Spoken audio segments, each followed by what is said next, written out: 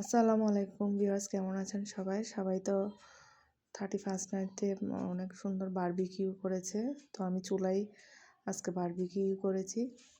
তো দেখেন কিভাবে করি। তো আমি বাসায় থাকা সব মশলা দিয়ে করছি।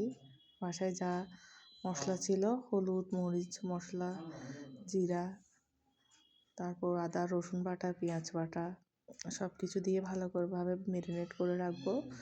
অর্থাৎ সয়া সস, টক দই, একটু ভিনেগার, এগুলোও সব কিছু দিয়ে ভালোভাবে ম্যারিনেট করে রাখবো। তো আপনারা যারা আমার ভিডিওটা দেখছেন প্লিজ লাইক আর সাবস্ক্রাইব করে দিবেন। এখানে টমেটো সসও দিচ্ছি, তারপর সরিষার তেলও দিব। তো আপনারা কে কীভাবে করেছেন, নিউ ইয়ার সেলিব্রেট করেছেন জানাবেন। তো এইসব কোনো নিউ ইয়ার সেলিব্রেট করা না, আমার ছেলে বলতেছিল বারবিকিউ করার জন্য, সবাই করতেছে তাই করছি। এগুলো এখন আর ভালো লাগে না। তো আমি এখানে ফ্রাই প্যানের মধ্যে খুবই সামান্য সরিষার তেল দিয়ে এটা একটু ফ্রাই করে নিচ্ছি। প্রথমে ঢাকনা দিয়ে দিছি, ঢাকনা দিলে ভিতরটা একটু সিদ্ধ হবে। পরে আমি কিভাবে করছি এটা দেখাবো।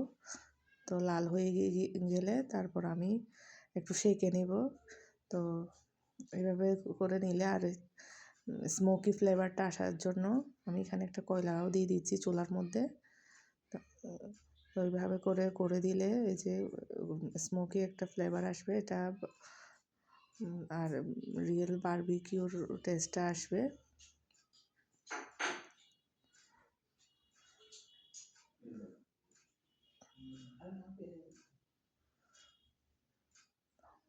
তো এরপর এগুলো হয়ে গেলে আমি রাইস কুকারে একটু খিচুড়িও রান্না করে নিব।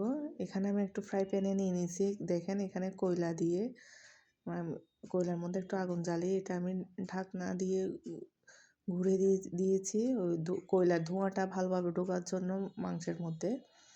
তারপরে স্মোকি একটা টেস্ট আসবে। তো এইভাবে করলে আর কষ্ট করে অনেক ঝামেলা করে কয়লা দিয়ে করতে হয় না।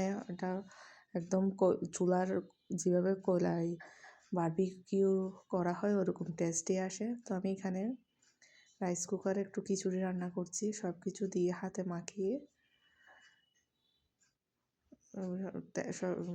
মাখিয়ে বসিয়ে দিব। তো এটা খুবই সুন্দর আর ঝরঝরে হয়।